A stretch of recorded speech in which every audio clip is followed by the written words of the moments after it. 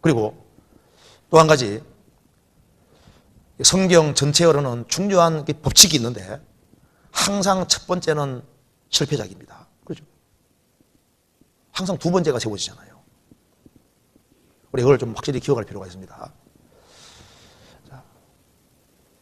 첫사람 아담은 실패작이잖아요. 둘째 아담 예수님은 하나님이 세우셨습니다.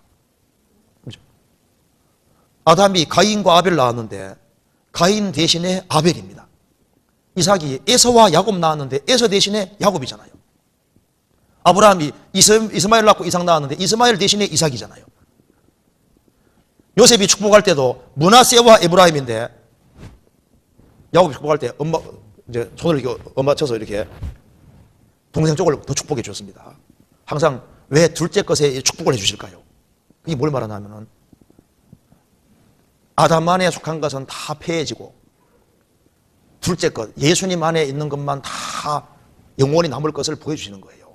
그래서 우리가 태어날 때 아담 안에 태어났잖아요. 아담 안에 태어날 때 웃고 태어났습니까? 울고 태어났습니까? 그래서 한마디로 아담 안은 울음입니다. 맞아요. 울고 태어나서 울음이 얼마나 많아요. 그리고 이제 죽음 끝나가면 영원히 우는 슬피 울며 일가는 지옥 가는데 아담 안은 울고 태어날 때부터 울고 태어났는데 여기는 슬픔이다 그 말입니다. 아담아는 슬픔인 거예요. 여기는 어둠이고 참된 기쁨이 없는 거예요. 그런데 둘째 것은 채웠잖아요. 예수님 안에 있는 건 다 남습니다. 그래서 예수님 안에 들어오면은 진정한 웃음이 시작되는 거예요. 이삭은 웃음이라는 뜻입니다. 이삭은 예수님 그림자잖아요. 예수님 안에 들어와야 진정한 웃음이 시작되고 그 예수님 안에 들어와야만 천국에서 환하게 웃을 수 있는 거예요. 그래서 인생을 현명하게 사는 길이 뭐냐 하면은 아담 안에서는 아무리 훌륭해도 결국은 첫째 걸 다 피했다는 게 뭘 말하는 겁니까? 아담 안에 속한 건 다 피해지는 걸 말하는 거예요. 그 사람이 아담 안에 태어나서 대통령이 되고 장관이 되고 그리고 이제 뭐 대기업의 회장이 되고 아무리 유명세를 탄다 할지라도 그건 잠깐이고 잠깐 후에 다 쓰러지는 거예요. 없어지는 거예요. 남는 것은 그리스도 안에 들어와서 그리스도 안에 살고 그리스도 안에서 운명과 고락을 함께한 그것만 영원히 남는 겁니다. 그렇지 않습니까? 우리가 생각을 돌이켜봐요. 구원받기 전과 후를 생각해 보십시오. 성경 말씀했습니다. 누구든지 그리스도 안에 있으면 새로운 피조물이라 이전 것은 지나갔으니 보라 새것이 되었다. 구원받기 전에 모든 건 일단 지나간 거예요. 일자 앞에 동그라미 아무리 써도 소용없잖아요. 일자 뒤에 써야만 가치가 있는 것처럼 구원받기 전에는 뭘 했든 간에 그건 다 물어 돌아가는 거예요. 그리스도 안에 행한 것만 남는 거라니까요. 그리스도 안에 되어지는 것은 결코 없어지는 게 아닙니다. 그런데 이렇게 말을 해도 사람들이 아담 안의 것은 열심히 추구하는데 그리스도 안의 것을 추구를 하지 않는 거예요. 주님께 열심히 내야 될 사람들이 세상을 향해서는 열심을 내는데 그리스도를 위해서는 시간을 투자하지 않고 그리스도를 위해서는 열성을 안 부리는 거 보면 이게 참 문제가 심각하다. 하나님의 생명을 받은 그리스도인이라는데 저렇게 분별력이 없을까? 어디에서 귀히 쓰임받아야 될지를 모른다 그 말입니다. 시편 84편에 보면은 시편 기자가 처음에는 성막을 가리켜서 주의 장막이라고 했다가 그 뒤에는 주의 집이라고 했다가 세 번째는 주의 궁정이라고 했잖아요. 날이 가면 갈수록 주의 집이 점점 더 중요해져서 텐트에서 집으로 궁정으로 발전했는데 구원받고 처음에는 그리스도 안에 사는 걸 중요하게 생각하다가 시간 점점 지나가면서 그리스도 안에 사는 것보다 세상적인 걸 더 추구하고 그리스도 안을 등한히 하는 거 보면 야, 거꾸로 이렇게 행하고 있구나. 구원받고 세월이 올라가면 주 안에서 더 귀하게 쓰임받아야 되는데 초창기 때는 귀히 쓰임받다가 날이 가면 갈수록 손 놓고 뒤에 가면 역행이 아니겠습니까? 주님 보실 때.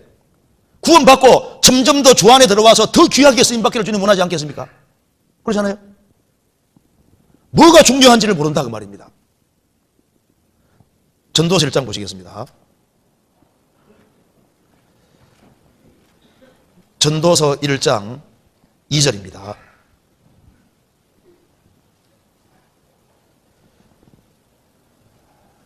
제가 읽겠습니다. 1장 2절.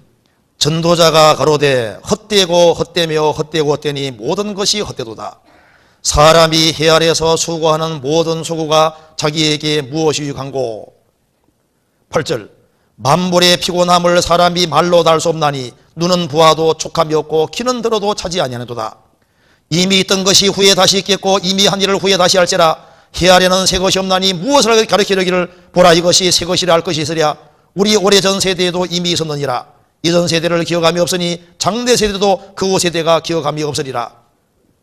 나 전도자는 예루살렘에서 이스라엘 왕이 되어 마음을 다하며 지혜를 써서 하늘 아래에서 행하는 모든 일을 궁구하며 살핀 적 이는 괴로운 것이니 하나님이 인생들에게 조사 수고하게 하신 것이라. 내가 해 아래에 생하는 모든 일을 본즉 다 헛되어 바람을 잡으려는 것이로다. 구부러진 것을 곱게 할 수 없고 이지려진 것을 셀 수 없도다. 18절 지혜가 많으면 번뇌도 많으니 지식을 더하는 자는 근심을 더하느니라.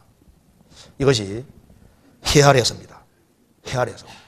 해 아래에서란 말은 바꿔 말하면 아담 안에서 그 말입니다. 아담 안에서. 자, 아담 안에 태어나서 우리가 아담 안에 태어났었습니다. 태어나서 아담 안에 사는 사람 봐요. 다 부지런한 짓을 결국은 하는 거예요. 다 헛된 것을 하고 있습니다. 어떤 사람은 어느 회사에 근무합니까? 하는 일이 뭡니까? 하니까 예, 저는 다 하수구 속에 들어가는 일을 합니다. 무슨 일인데요? 화장품 회사. 화장품 칠하고 밤에 잘 자기 전에 어떻게 합니까? 싹 씻어서 어떻게 합니까? 하수구로 다 들어가잖아요. 내가 하는 일은 결국은 다 하수구로 들어가는 일이라고. 아담 안에 되어지는 것은 가만히 생각해 봐요. 결국은 이 지구도 다 없어지게 되는데, 천지가 없어지는데 아담 안에 속한 수고는 결국은 다 헛된 겁니다. 없어지는 거예요. 아담 안에 속한 것은 오래 기억되지도 않고 이게 다 잊어지는 거예요. 점점 구부러지고 왜곡됩니다. 그런데 그리스도 예수와는 정반대입니다. 제가 바꿔 읽어보겠습니다. 2절 전도자가 가로되 복되고 복되며 복되고 복되니 모든 것이 복되도다. 사람이 주 안에서 수고하는 모든 수고가 자기에게 얼마나 유익한고. 이래 읽으면 맞아야 들려요. 100% 맞잖아요. 해 아래는 새 것이 없다. 새 것이 있습니다. 한 사람이 거듭날 때 새로운 피조물이 되죠. 하나님 말씀대로 바뀌어가는 것도 새 것으로 바뀌어가죠. 교회는 한 세 사람이고 그리스도 안에서는 새 것이 계속되고 있는 거예요. 그리고 이전 세대를 기억함이 없다. 그런데 그리스도 안에 되어지는 것은 기억되되 영원히 기억되는 거예요. 영원히 기억되는 겁니다. 그리고 13절에 마음을 다하며 지혜를 써서 하늘 아래에서 주 안에 생하는 모든 일을 궁구하며 살핀 적 이는 괴로운 것이니가 아니라 기쁜 것이니. 주 안에 수고하는 건 기쁜 거예요. 주 안에서 지혜가 많으면 번뇌가 많은 것이 아니라 지혜가 많을수록 점점 더 유익합니다. 지식을 더하는 자는 근심을 더하는 게 아니라 성경의 지식은 사람에게 기쁨을 주고 확신 주잖아요. 자, 우리 생각을 잘해야 됩니다. 자, 주 안의 것은 영원히 남는 것이 정말 사실이라면은 누가 인생 설계를 잘하는 거냐 하면은 예수님을 사랑하고 예수님을 높이는 인생이 그 사람이 복 있는 사람인 거예요. 주님을 버리는 사람은 초라한 인생이 되는 거예요. 그 사람이 위대한 인생이 되는 길은 간단합니다. 주님 편에 서는 거예요. 누가 위대하냐 하면은 주님 편에 서고 주님 안에서 순종의 길을 걷는 사람, 그리고 한 마음으로 살아가는 사람, 그 사람이 진짜 똑똑하고 지혜로운 사람인 겁니다. 어떤 사람 말하면 나는 얼짱이다, 나는 몸짱이다, 나는 없으니까 나는 배짱이다.